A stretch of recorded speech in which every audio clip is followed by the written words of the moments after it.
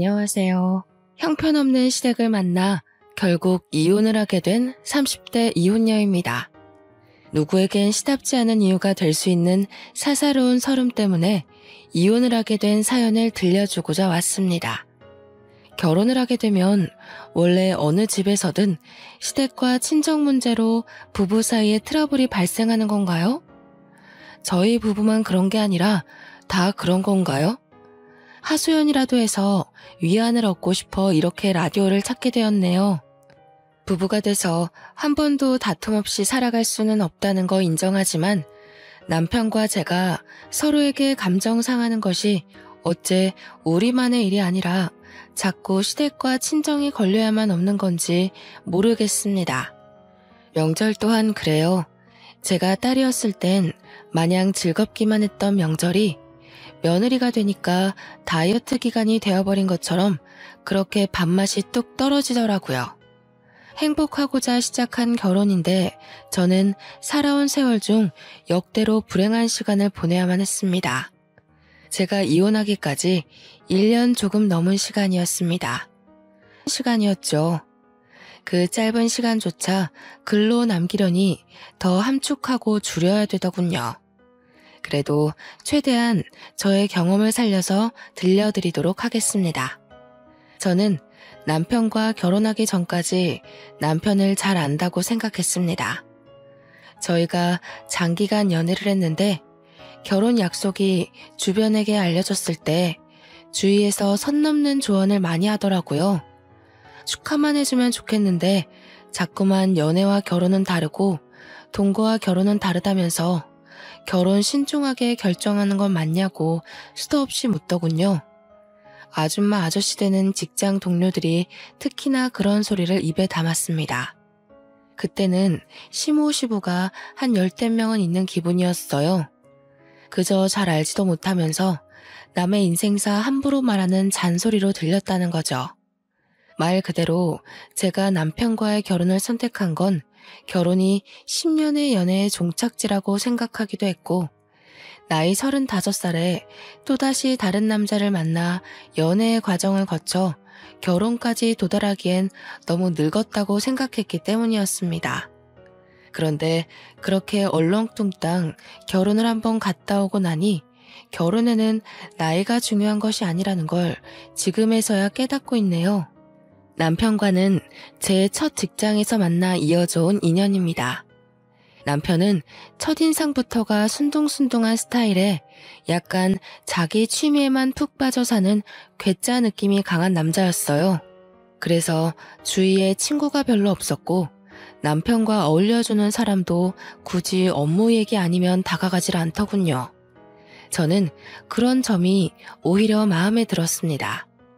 제가 대학 때 바람둥이 남자친구를 만나는 바람에 그 뒤로 여자인 친구가 없는 사람들만 만나기로 다짐했었거든요.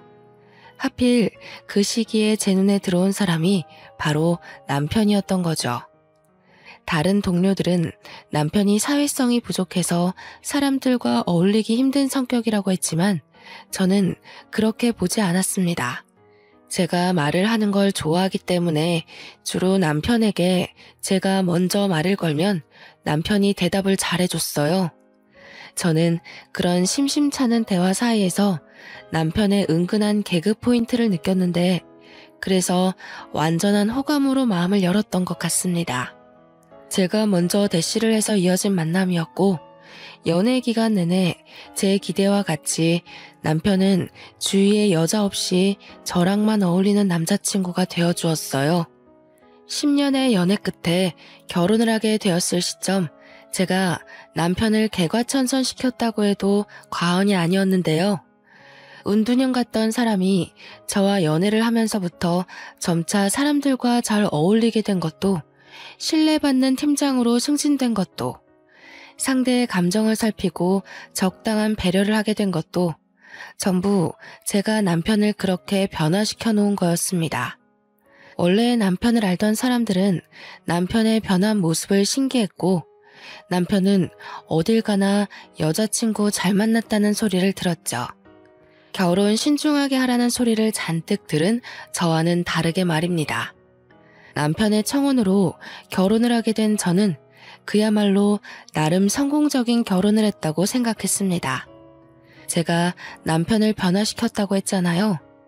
그것에 대한 자만이 너무 컸던 탓에 저는 남편에 대해 모르는 것이 없다고 생각했고, 남편을 충분히 제 손맛대로 주무르며 현명하게 잘 살아갈 수 있다고 봤었죠.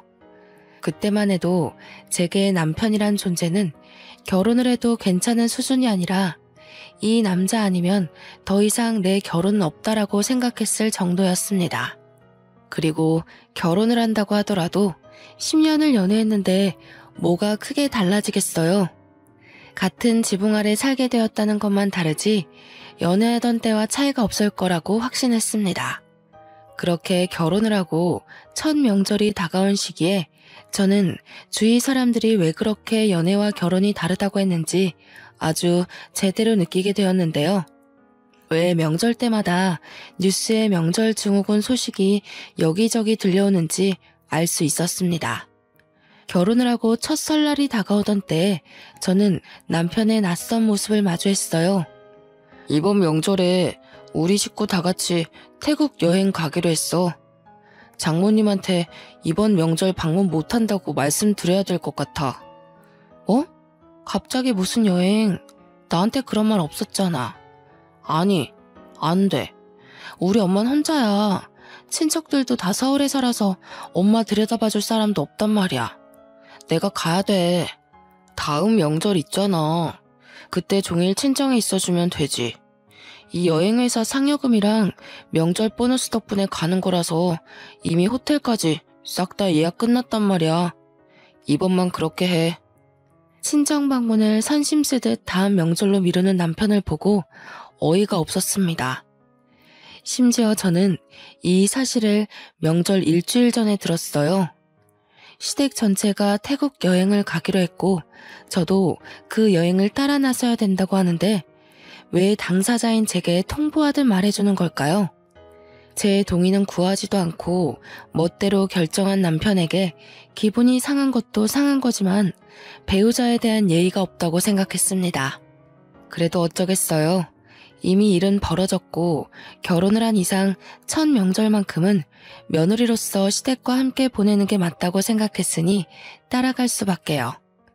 엄마한테 전화해서 미안하다고 여행 마치고 돌아오는 대로 방문하겠다고 하니까 엄마는 흔쾌히 상관없다고 하면서 이번에 이모네가 내려오기로 했다고 걱정 말라네요.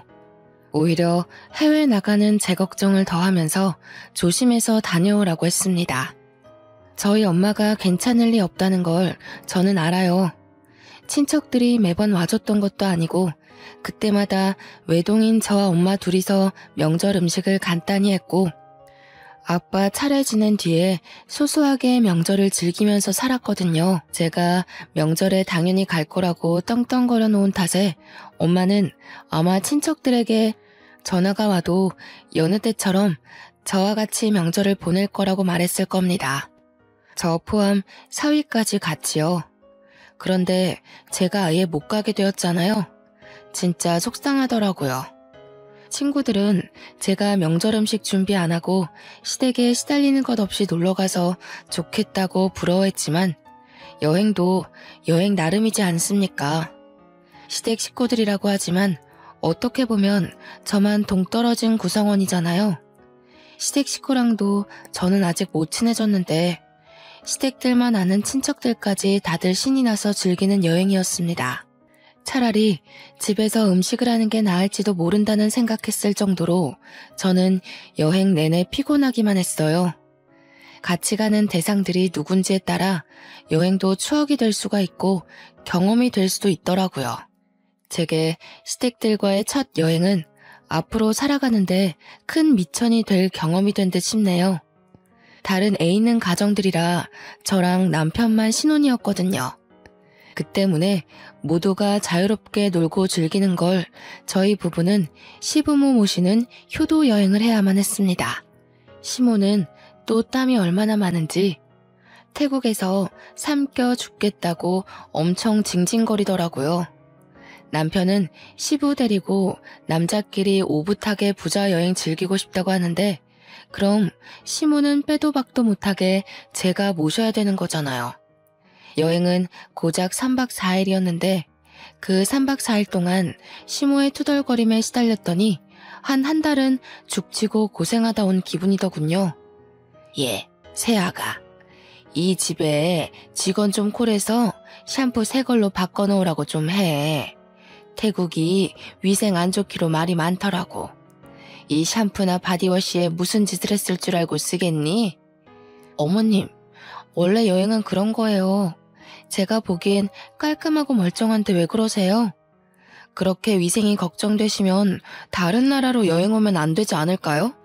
너 지금 나한테 가르치는 거니? 하여간 요즘 것들은 말대답이 많아서야. 됐다. 그냥 내가 가져온 핀으로 씻던가 해야지. 시모는 저와 같이 다니는 내내 모든 것에 불평하고 불만만 얘기하는 사람이었습니다. 친구가 그렇게 툴툴거려도 한 대 쥐어받고 싶지 않습니까? 그런데 시모가 그러니 어쩌지도 못하고 그저 참아야만 했거든요. 이게 무슨 여행이에요? 시모는 비행기 자리까지 제 고막에 피가 나도록 시시콜콜 불평을 늘어놓았습니다. 집으로 귀가한 그날 저는 남편 앞에서 표정을 썩히며 다신 시댁이랑 여행 못 가겠다고 이제 명절 때 여행 약속 잡지 말라고 엄포를 놓았습니다. 그리고 다음날 친정에 가서 하룻밤 자고 오자고 했어요. 어차피 일주일 연차냈잖아. 내일 아무것도 안 하는데 다녀오자. 엄마 아마 명절 내내 혼자 보냈을 거야. 이모네 간다고 했었는데 차 문제 생겨서 못 갔대.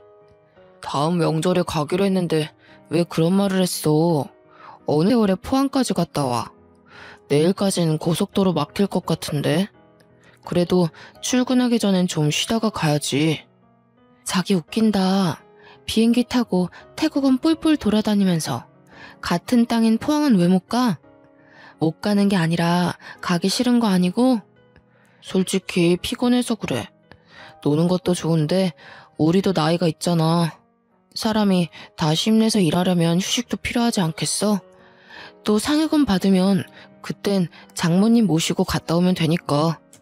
제 말을 듣는 둥 마는 둥 하면서 피곤하다고 사우나 다녀오겠다는 남편은 끝까지 친정 가겠다는 말에 확신을 안 주고 나가버렸습니다. 더럽고 치사해서 더 말하기 싫을 만큼 서운함을 느꼈어요. 한국으로 귀국하기 전 친정엄마한테 다음날 간다고 미리 말도 해놨었거든요.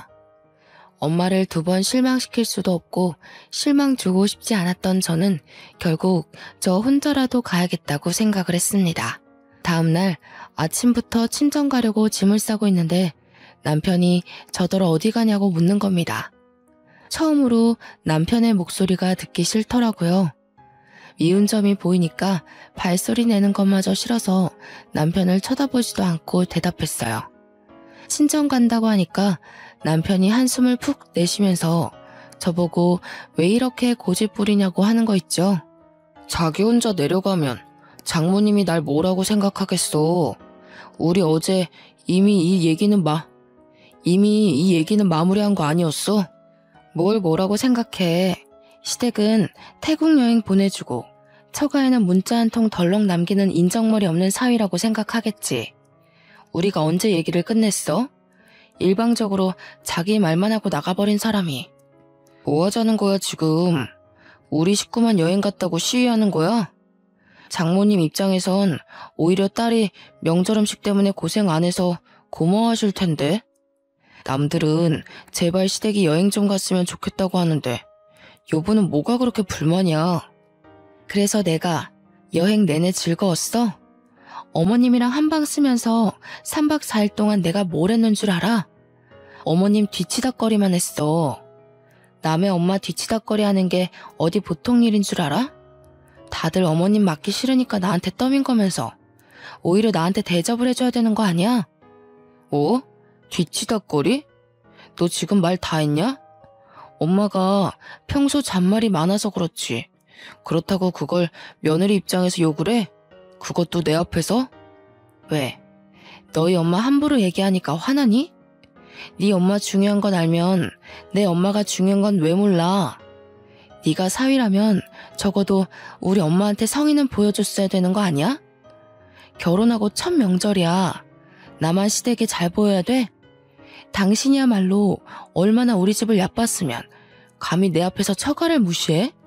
서운한 마음에 말이 억세게 나갔는데 남편이 그것에 화가 났는지 제가 짐 싸고 있는 가방을 발로 뻥 차버리더군요. 그러면서 친정 가주면 될 거 아니냐고 언성을 높이면서 옷만 갈아입고 나오라고 하는 겁니다. 저랑 남편은 대화 한마디도 안 하고 몇 시간을 달려 친정으로 갔습니다. 엄마는 내내 피곤할 텐데 안 와도 된다고 했지만 저희가 막상 도착하니 너무 기쁜 표정으로 반겨주더라고요. 그래도 남편은 엄마 앞이라고 나름 사위 노릇은 했습니다. 길에 소고기를 사서 엄마한테 선물로 주었죠. 같이 후하게 식사를 하고 당연히 하룻밤 자고 가려고 엄마가 마련해준 방에 들어갔는데 남편한테 시댁에서 전화가 오더라고요. 옆에 있던 저는 방 안이 조용하니까 통화를 다 들을 수 있었습니다. 내가 못 산다. 그래서 그 먼 거리를 갔단 말이야? 새아기는 생각이 있는 거니 없는 거니? 해외에서 많은 식구들 인도하느라 애쓴 너를 기어이 끌고 나간 거냐? 당장 새아기 바꿔봐라. 그냥 남편이 알아서 해결했으면 좋겠다고 생각했는데 남편은 꼬박 제게 전화를 넘기더라고요. 여보세요 한마디 하자마자 시모의 카랑카랑한 목소리가 울렸고 이미 남편 통화할 때 엿들었던 내용을 고스란히 다시 들었습니다. 저는 당연히 명절이니까 내 부모님을 찾은 건데 그게 이렇게 욕까지 먹어가면서 스트레스 받고 죄지는 기분을 느껴야 하는 건지 순간 서럽더라고요. 시모가 잔소리 끝나고 알겠냐고 재차 확인하는 말에 저는 화가 나고 눈물 나고 짜증나서 대답도 안 하고 냅다 끊어버렸습니다. 그렇게 집으로 돌아갔는데 남편이 시댁에서 저를 불렀다고 저녁에 같이 시댁에 가자는 거 아니겠어요? 싫다고 했더니 남편이 자기 부모님이 마음 상했다는 걸 구구절절 설명하는데 속이 꽉 막히는 것 같고 더는 듣기 싫었습니다. 그래서 남편 말도 무시하고 시댁을 나몰라라 했더니 한동안 잠잠하다가 어느 날 퇴근하고 귀가했는데 시모가 신혼집에 떡하니 앉아 기다리고 있지 뭡니까. 저를 보는 눈빛이 곱지 않길래 그 눈만 봐도 피곤하고 숨이 막히더군요. 다른 집 며느리들은 음식하기 싫어서 일부러라도 시댁 여행 보내주고 그러는데 넌 뭐가 불만이라서 우리 아들을 구워 삶았니? 내 말 듣기 싫다고 전화기까지 팩 끊어버리고 물어보시니까 솔직하게 말씀드릴게요. 어머님도 아버님한테 시집 가신 거잖아요. 아버님이 어머님 친정은 찾지도 않고 시댁만 챙기면 서운하지 않겠어요? 아버님은 사위 노릇 안 하면서 어머님한테 며느리 노릇 강요한 적 정말 없었어요? 어머님도 시댁살이 겪어봐서 알 거 아니에요? 솔직히 다 여자들 기싸움 때문에 생긴 문화잖아요. 제 말에 시모는 잠깐 흠칫하는 것 같았습니다. 하긴 시부 성격이 꽤 가부장적이던데 차별을 안 당했을 리 없었을 겁니다. 그럼에도 금세 표정 관리하던 시모는 저한테 떳떳하게 주장하더군요. 남편이란 건 당연히 모셔야 되는 존재다. 나 때는 그게 당연했던 때였어. 그러니 내가 시댁 사람들한테 한 소리 듣는 것도 당연하다고 생각했어. 너처럼 불만 품고 대드는 짓은 안 했단 말이다. 내가 친히 걸음해서 경고했으니 앞으로 어찌하나 단단히 지켜볼 거야. 시모는 제게 또 다른 말대답을 들을까봐 자기 할 말만 줄줄줄 말을 하고 불이 나게 신혼집을 떠났습니다. 피곤한 상대 앞에서 자기 할 말만 하고 도망가 버리는 건 남편 하는 짓과 똑같더라고요. 제 결혼이 불행의 길을 걸을 수밖에 없다는 건 이때부터 눈치를 챘어야 했던 겁니다.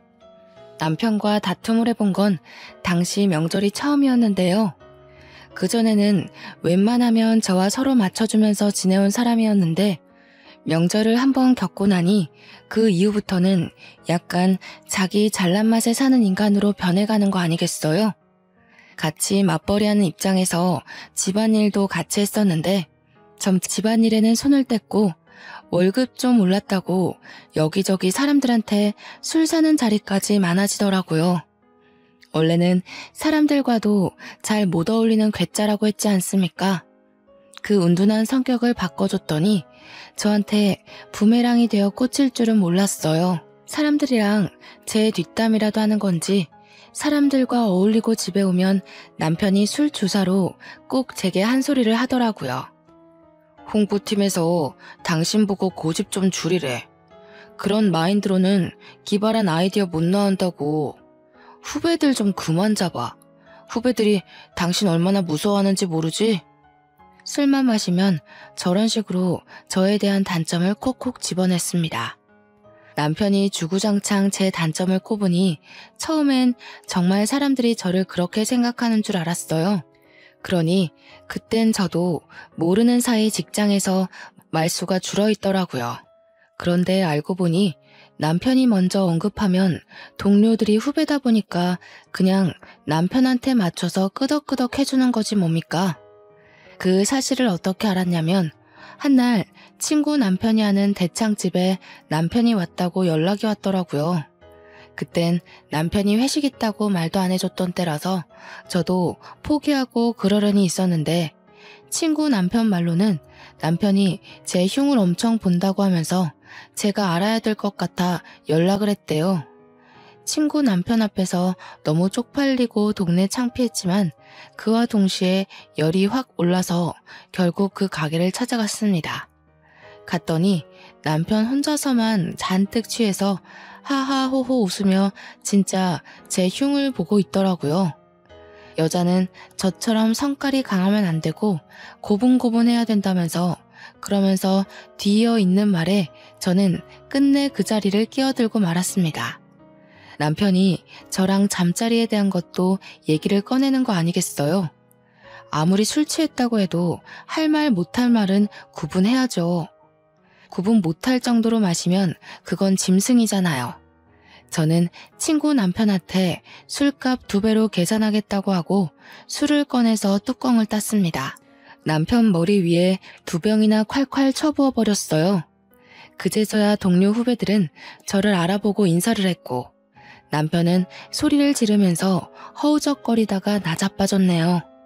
다들 잘 보고 가서 꼭 소문 좀 내줘요. 김 팀장님이랑 회식했는데 배우자 흉 보다가 개꼴났다고요. 그리고 어디 가서 이런 사람 있으면 네 말이 맞다고 맞춰주지 마요. 그럼 이런 개자식이랑 같은 급으로 비춰지니깐.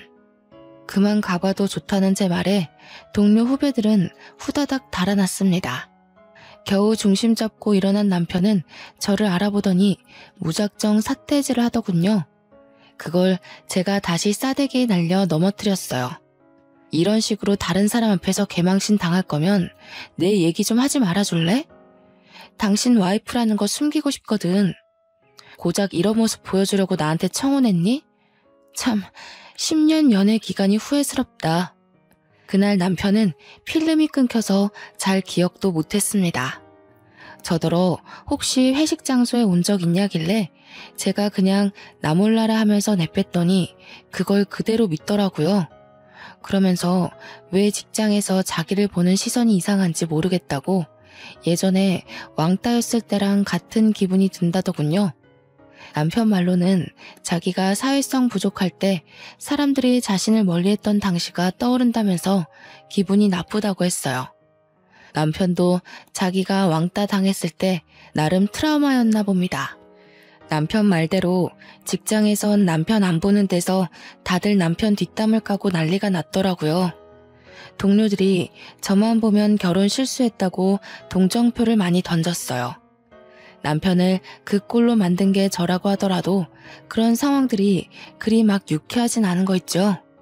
10년이 후회스럽다가도 한편으론 같이 나눈 정이 있어서인지 속상하기도 했습니다. 그래도 내 남편인데 내 선에서만 해결할 걸 그랬나 싶었어요.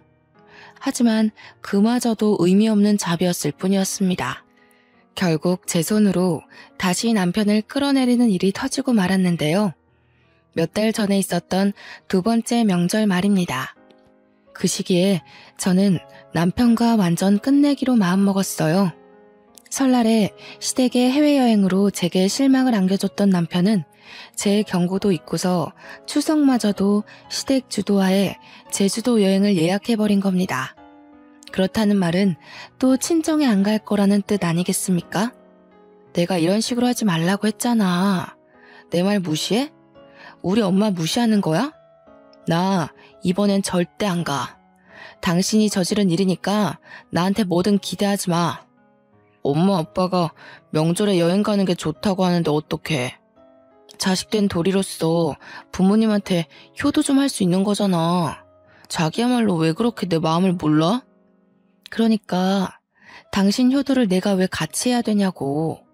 내 의사는 묻지도 않고 당신은 시댁 식구들 앞에서 의견이라는 게 없어? 적어도 나랑 의논해보겠다고 얘기했어야 되는 거 아니야? 어떻게 똑같은 실수를 두 번이나 할 수가 있어. 네가 이렇게 만들었잖아. 내가 당신 하라는 대로 살다 보니까 가족 말도 어련히 들어야 된다고 생각하게 된 거지. 왜 이제 와서 나더러 남의 말 듣지를 말래? 내가 줏대 없이 흔들리고 마음대로 결정하라고 알려줬어? 그랬으면 당신 지금 팀장 자리도 못 올라갔겠지. 아, 됐어. 말하기도 피곤해. 당신이 당신 부모님한테 효도하는 거 내버려 둘 테니까 당신도 내가 내 부모님 챙기는 거 신경 꺼. 야, 그럼 우리 엄마는 누가 모셔? 다른 집 여자들은 다 애 있단 말이야. 엄마는 벌써 너랑 간다고 생각하고 있는데. 네가 모셔. 네가 자식이잖아. 나도 내 엄마 있어. 내가 왜 네 엄마 모시느라 우리 엄마를 혼자 내버려둬야 되는데. 그리고 저는 그날 새벽 남편이 자고 있는 몰래 짐을 챙겨 친정으로 갔습니다. 혼자 갔는데 엄마가 안 자고 기다리고 있더라고요. 내려가는 길에 이미 사정을 얘기해놨기에 저는 도착해서 엄마한테 혼자 와서 미안하다고 사과를 했어요. 엄마는 오히려 늦은 새벽에 온다고 고생했다며 따뜻한 이부자리를 마련해줬습니다. 오랜만에 엄마 옆에서 자는데 그제야 제가 어떤 사람인지 얼마나 사랑받고 귀하게 큰 딸인지 느껴지더라고요. 저한테 명절은 바로 이렇게 정겹고 따뜻한 날이었는데 어쩌다가 피 튀기는 장이 되었는지 모르겠습니다. 그날 아침 일찍 저는 엄마 여권을 챙겨서 엄마를 모시고 가장 가까운 시간에 일본행 티켓을 예매했습니다. 혹시라도 남편이 친정에 찾아올까봐 속전속결로 진행을 했죠. 엄마를 데리고 그대로 일본 여행을 갔는데 비행기에 있어 몰랐더니 착륙하고 휴대폰을 확인하자마자 남편한테 불티나게 전화가 와 있는 겁니다. 문자도 있었는데 그 중에는 당장 안 돌아오면 이혼이라는 얘기도 있었습니다. 남편이 이혼이란 말을 감히 먼저 꺼내는 것도 제 입장에선 가짠더라고요. 이혼하자고 하면 제가 쫄아서 당장 튀어올 거라고 생각을 했나 보죠. 그럴 리가 있나요? 저는 아싸 잘됐다 싶어서 그 문자에만 동의 답변을 보낸 뒤 전화를 꺼버렸습니다. 그렇게 엄마랑 즐거운 일본 여행을 하는 동안 시댁 생각 안 하고 즐겁게 놀다가 돌아왔습니다.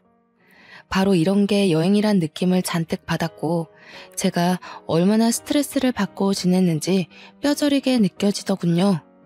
저는 일본 여행을 끝내고도 일부러 신혼집을 안 가고 친정에 있었어요. 회사에 연차를 몰아내서 출근도 안 했습니다.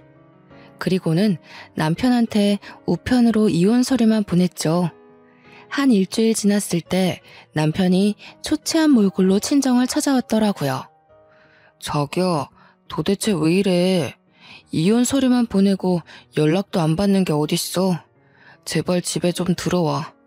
나 당신 없으면 안 되는 사람인 거 누구보다 당신이 잘 알잖아. 그랬었나? 결혼하자마자 얼굴색 바뀌면서 당신 입맛대로 살길래 이미 당신한테 나는 아무것도 아닌 줄 알았는데. 먼저 이혼 얘기 꺼낸 사람이 갑자기 왜 아쉬운 척이래? 아니야. 그건 여행 당일에 당신이 사라지고 없으니까 식구들이 난리 나서 나를 닥달하잖아. 이혼, 그건 홧김에 한 소리였지. 절대 진심 아니야. 그러니까 제발 집에 가자, 응? 왜?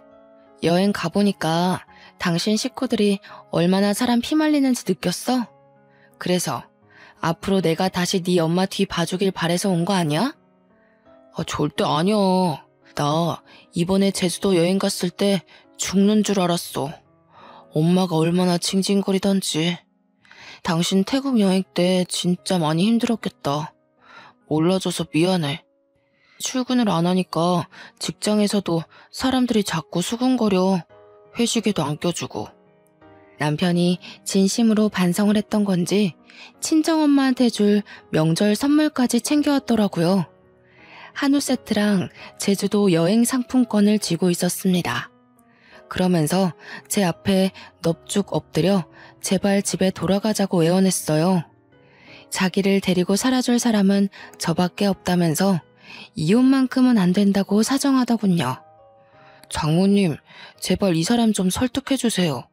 저 정말 이 사람 없이는 아무것도 못한단 말이에요. 저한테 이 사람이 얼마나 존경스러운 존재인지 장모님한테 말씀드렸잖아요. 기억나시죠? 기억나고 말고. 그런데 자네가 오죽 잘못했으면 우리 딸이 이렇게까지 나올까.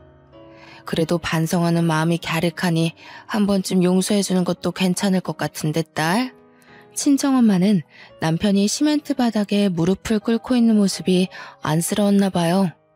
저한테 한 번만 눈 감아주자고 같이 설득하더라고요. 하지만 저는 남편이 반성하는 낌새를 보인다고 하더라도 이건 남편과 저만의 문제가 아니라고 생각했습니다. 남편의 생각이 이러한들 시댁의 입장과 다르다면 결국 쳇바퀴 돌듯 같은 짓을 반복하는 셈이잖아요. 저는 그 자리에서 남편한테 말했어요. 시모한테 전화해서 입장이 같다는 걸 증명하라고요. 그랬더니 남편이 아직 시모랑 얘기 안 해봤다고 하네요. 저는 오히려 잘 됐다고 봤죠. 남편이 시모랑 말 맞춰서 괜히 저를 꼬드겨서 다시 집안 식구로 들인다면 그건 그거대로 제가 또 한 번 상처를 받는 거잖아요. 그래서 제가 그 자리에서 시모한테 전화를 걸고 스피커폰으로 돌려 남편에게 줬습니다. 그런데 웃긴 게 뭔 줄 아세요? 시모가 제 전화를 기다렸다는 듯이 받았는데 받자마자 저한테 쌍욕을 하더라고요. 이런 썩을 년을 봤나. 내가 살다 너처럼 건방지고 제멋대로인 여자는 처음 봤다. 어떻게 명절에 시댁을 나 몰라라 하고 잠수를 탈 수가 있니? 우리 집안의 며느리가 되었으면 책임을 다하고 나를 모셨어야지. 감히 도망을 가? 내가 너 때문에 동네 창피해서 명절에 여행 다녀왔다는 소리도 못했어. 저는 이미 예상했던 시나리오였기에 그리 놀라지 않았는데 남편이 꽤 많이 당황했더라고요. 그런데 문제는 남편의 반응이 아니었다는 겁니다. 더 중요했던 사실은 그 자리에 우리 엄마도 같이 있었다는 거예요. 저를 하대하는 시모의 인성을 엄마가 똑똑히 들었지 뭡니까. 제가 욕먹는 며느리라는 걸 엄마한테 보여주고 싶었던 건 아니었는데 본의 아니게 상황이 그렇게 돼버려서 저 또한 뒤늦게 당혹스러웠습니다. 그뿐만이 아니었어요. 저는 거기서 자식을 둔 부모의 마음은 그 어떤 것에도 비할 수 없을 만큼 강하다는 것도 제대로 느끼게 되었는데요. 항상 저를 다독여주기만 하던 엄마의 눈빛이 싸늘하게 변하더니 마루에 서 있다가 맨발로 남편 앞까지 뛰어가 휴대폰을 뺏는 거 있죠. 이 욕심쟁이 할망구 같으니라고. 지금 뭐라고 그랬어요? 내가 정말 사부인같이 개차반 쓰레기인 여자는 또 처음이네요. 우리 딸이 뭘 잘못했다고 그런 몰상식한 욕짓거리를 내뱉어요? 사람 같지도 않던 그쪽 아들을 사람 구실하게 만들어줬으면 우리 딸한테 넙죽 엎드려 절을 해야죠. 뭐? 누구를 모셔요? 뭐야? 이봐요 사부인. 보니까 지금 며느리랑 같이 있나 본데 며느리가 감히 하늘 같은 시댁한테 어떤 짓을 하고 도망쳤는지 알아요? 명절을 내빼고 거기로 도피해 있는 거라고요. 뭘 좀 알고 따져요. 그 집 아들이 지금 우리 딸 앞에 무릎 꿇고 사정하고 있거든요. 불쌍해서 봐줄까 했더니 역시 안 되겠네요. 그쪽 같은 못난 부모 때문에 자식들이 대신해서 피눈물 흘리는 거예요. 지금 보니 우리 딸이 더러운 구정물에서 도망쳐 온 거구먼. 어머머, 하던지간이라지만 말 그렇게 함부로 하는 거 아닙니다. 당장 사과하세요. 내가 거기 어딘지 찾아가서 뒤집어 놓을 수가 있어요? 바라던 바네요. 내 딸은 내가 다시 데려갈 테니 그렇게 알아요. 그리고 같은 자식 둔 엄마 입장으로 한마디 하겠는데 요즘 세상에서 며느리를 그런 취급하면 당신 아들만 평생 늙어 죽을 때까지 혼자 살다 가는 겁니다. 이 늙구렁이 할망탱이야. 알아들었어? 다신 연락하지 마. 시모와 친정엄마의 말싸움을 보니까 저와 남편 사이의 다툼은 아무것도 아니더라고요. 그렇게 끊긴 전화는 두세 번 더 왔지만 그때마다 엄마가 전화를 받아서 대차게 욕을 해주고 끊기를 반복했습니다. 저는 어안이 벙벙하면서도 한편으론 굉장히 든든하더라고요. 아빠가 일찍 돌아가셔서 내가 엄마를 지켜줘야겠다고 늘 생각하고 살았는데 역시 자식은 부모 품에서 영원히 보호받는 존재인가 봐요. 저는 그날 엄마가 얼마나 강한 사람인지를 단단히 보았습니다. 그 자리에서 저만 놀란 것은 아니었는데요. 남편 또한 선하기만 하던 우리 엄마의 돌변을 처음 보곤 완전 사색이 되어버린 거 아니겠습니까? 남편은 친정엄마를 보고서 더 넙죽 엎드리며 잘못했다고 싹싹 빌기 시작했어요.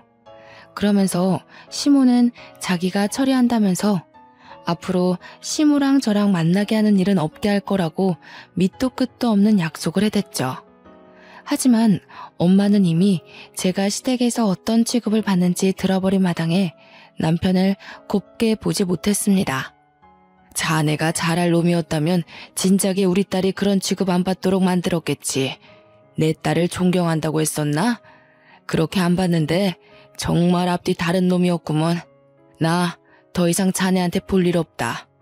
내 피 같은 딸 헐뜯기라고 보낸 시집이 아니야. 엄마가 남편한테 삿대질하면서 집에서 가니 네 잘난 엄마 아빠를 원망하라고 쫓아보냈습니다. 저도 우리 엄마의 화난 모습을 처음 봤는데 남편은 얼마나 당황했을까요? 그렇게 쫓겨난 남편과는 무난히 이혼 절차를 밟았습니다. 제가 짐 챙기러 간다고 어쩔 수 없이 신혼집을 다시 방문했어야 했는데 그 기회를 놓치지 않고 남편이 다시 저를 붙잡더라고요.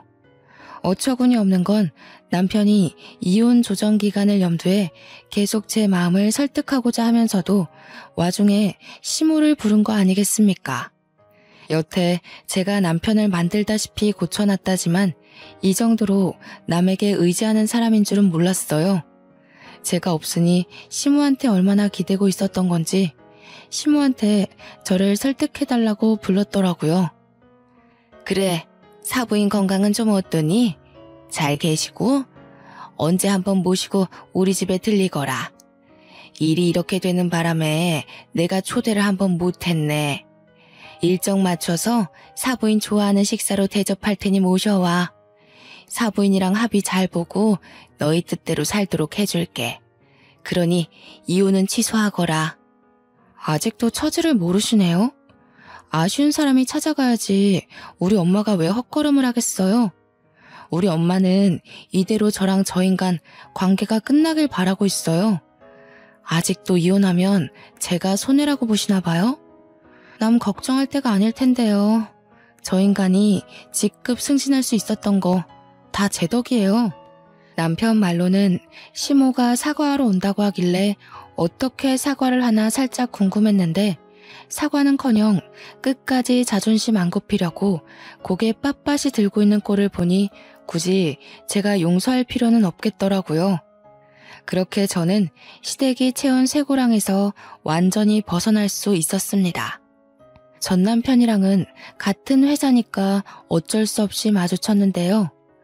전 남편이 회사에서 저를 피해 다니더라고요. 삐친 건지 토라진 건지 그런 건 모르겠고 한 번씩 저한테 실수인 척 커피를 쏟는 거 아니겠어요? 유치한 보복인 거 알지만 그게 계속 반복되니까 화가 나대요. 그래서 저는 전 남편의 쓰레기 같았던 행동들을 동료들에게 그대로 소문내고 다녔습니다. 원래 그랬던 것처럼 또다시 사내에서 왕따 한번 실컷 당해보라는 뜻으로요. 소문이란 건 제가 적당한 화제거리만 던져줘도 알아서 발이 달려 널리 퍼지더라고요. 심지어 과장이 조금씩 더해지더니 최근에 우연히 들은 소문은 제가 알고 있는 전 남편 이미지보다 훨씬 더 개쓰레기가 되어 있었습니다. 처음엔 다들 제 의견을 들을 때면 전 남편이 그렇게까지 이기적이고 배우자의 소중함을 모르는 사람인 줄은 몰랐대요. 그래서 더 충격이라 소문이 더럽게 퍼졌나 봐요. 이제는 전 남편이 지나가기만 해도 사람들이 수군대기 바쁘거든요.